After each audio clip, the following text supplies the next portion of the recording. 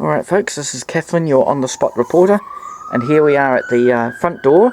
I've just had the siren turned on to add to your audio enjoyment. And so it has a concrete porch, I guess you'd call it, 2 metres by 4 metres, say. And this is looking north, northwest and west. So I'll take a couple of steps away from the door. This is the biggest so far banana passion fruit. That one's in the ground with a little water infuser made from an old Coke bottle, and a bit of old washing line string to get it started. I've let it go across onto the neighbour's lattice there too. Hopefully I'll speak to him when we're not quarantined as such. But yeah, so we can both share in that. And I'll be putting up a couple more strings just to help it get up along under the, I think that bit's called the soffit, but anyway, up under there.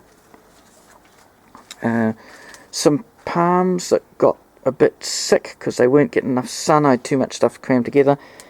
Yes, this gets the northwestern aspect, so the sun in the afternoon. A very cloudy day today, which is actually best for the video. I've got 2 Washington Robustas in plastic tubs under there that are almost completely invisible, and I will come out and I'll get a better view. So that's looking south to the street with the edge of Mum's car. This is the biggest palm I've got. Yes, I grew it from a tiny little one in a pot that still cost me $19. It is Trachycarpus fortunei, the Chinese windmill palm, cold tolerant to -18 degrees and snow, etc. But the advantage is it's in the ground, so it's been able to get its roots established. Also, a couple of years ago, just about a metre from it, the neighbour noticed that their lawn was getting worse and worse over the years and full of mould, and just the grass wasn't growing good.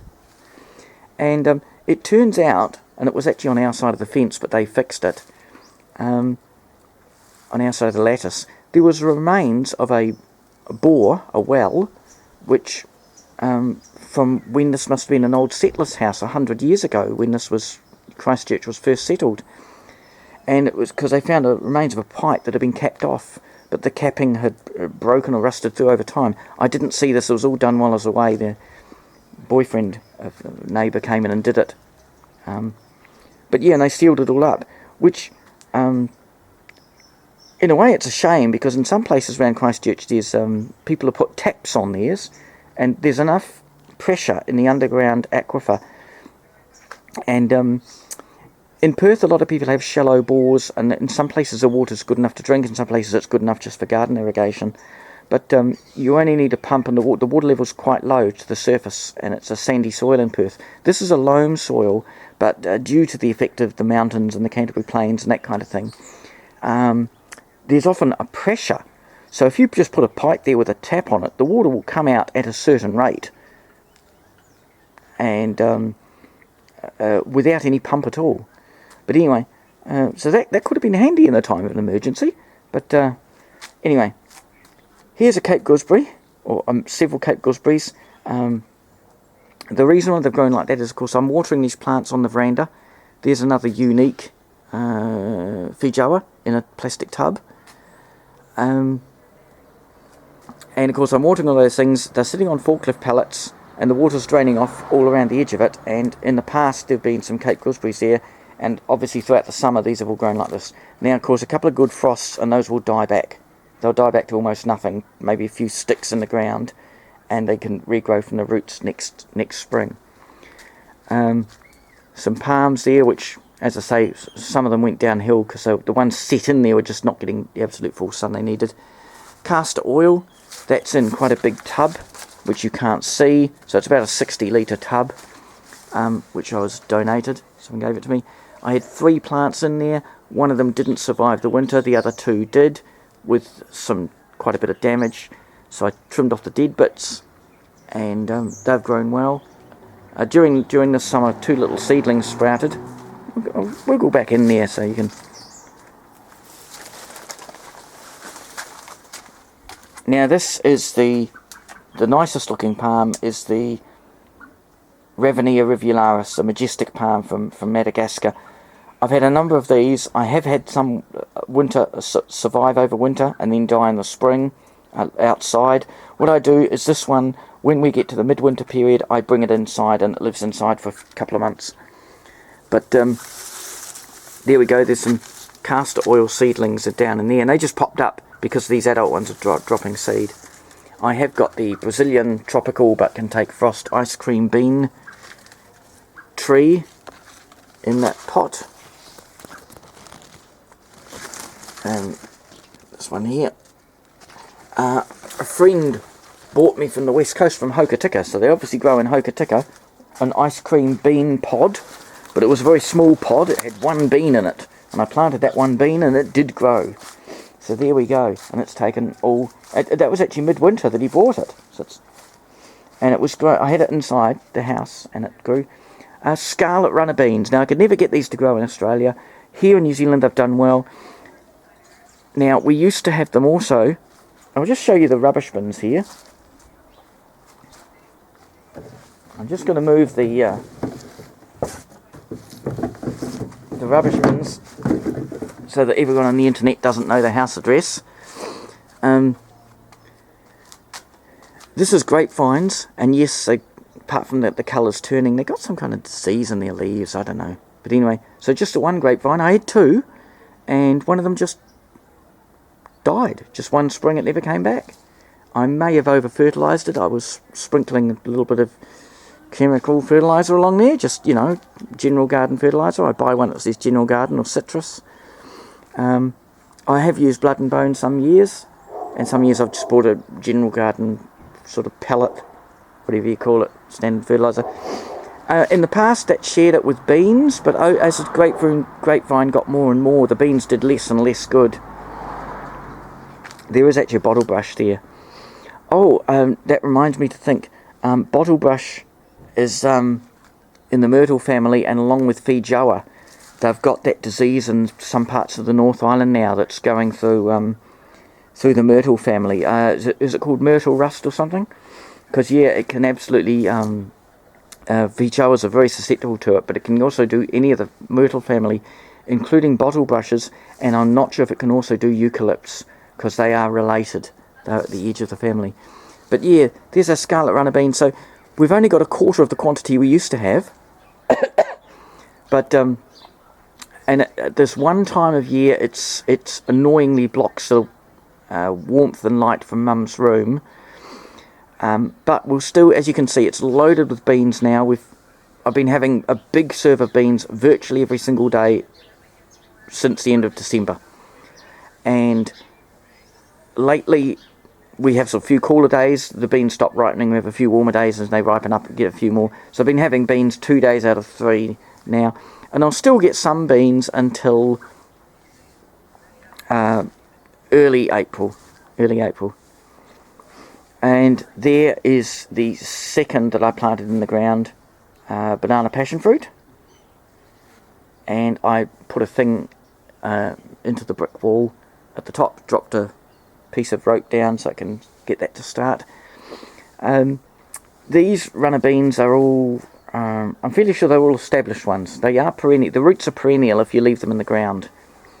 And I may have had to replant if one or two of them didn't re-sprout, but of course once they've been in the ground for at least a year, they've got the advantage in the spring of established roots, and they get going a bit earlier in the spring than if you just planted fresh seed every year. There's a mandarin and a grapefruit tree amongst there. I normally pick the little fruits off. One grapefruit had grown to a fair size before I realised, because I'd rather they just put their energy into keeping them alive. They really won't get going until they're in the ground. They're struggling, and you know, I've had 2 lemon trees die, because no matter how much I tried to look after them in bucket-sized pots, there's a limit to what what you can do. And the grapefruit, I just this summer put it into a 40-litre bin, plastic container bin. And the other thing there is the little bit sunflower-looking foliage. That's the root artichoke, the Jerusalem artichoke. So The old wire reel from an electrical factory is, of course, to stand on to get the taller beans. And this piece of lawn is just big enough. It's big enough to get Mum or my car completely on it and not overhang the driveway, because there's two neighbours further back than us. We are indeed in the Christchurch City Council area, and as you see, I'm in so seeking sunshine and that even things have to do double duty. So the rubbish bin holds up a piece of broken cactus. I couldn't bear to throw away. I got some pads off the cactus, the one I planted round the back of the toilets at work, and before I left there I went and got a whole lot of cuttings and I planted them, but there was a little broken piece and I couldn't bear to throw it away, so I potted that up, and look, it's grown a nice new pad.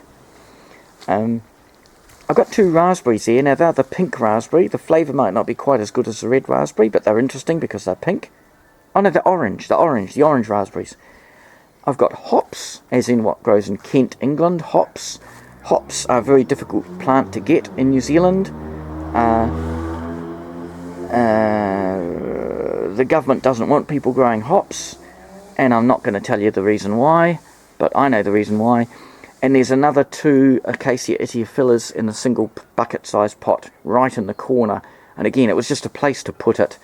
And it's got a geranium plant, a pelargonium plant that had to be wrenched out. Oh no, it fell out. It was they're drought tolerant, but they don't have much roots, and it sort of was there and it fell out. It fell over, blew over, and it. So I just picked it up and I just bung it in a corner, sitting on the top of the lawn, and it kept growing. So, because of the water leaking out of the hops, out of the tubs that the hops are in. So the only reason why I've got the hops is to keep them alive, so that I've got hops to keep alive. And that's the best I can describe it to you. But yeah, there we go. So this is the front area, and it's nice to have at least one palm with actual trunk on it. And it's because it was put in the ground earliest. Oh, and that's a dwarf New Zealand flax, which I've seen them use in the Blue Mountains of Sydney as a tub plant around on the footpath outside shops. And I've got mine. My neighbour gave me that one. The pot it was in was all broken, and she said, "Can you throw it away?" And I said, "Well, I can throw the pot away, but can I have the plant?" She said, "Yeah, sure." So again, that's in one of those 42-litre tubs with some drainage holes drilled in the bottom, and sitting on a piece of forklift pallet. Sometimes I cut them into halves or quarters, or some pallets are a non-standard size for certain things. So yeah, we've got about 5 feet of trunk on that, about not quite 2 metres, about 1.5 metres of trunk, with the hairy sort of trunk. Oh, and you can see the flower stalks. Unfortunately for me, that tree is a male. I'm 99% sure of it, because it's flowered every year for the last 3 years, every summer, and I've not had any seeds. The seeds are like little black peas, so I know what they look like, and it doesn't have any, so I'm fairly sure it's male.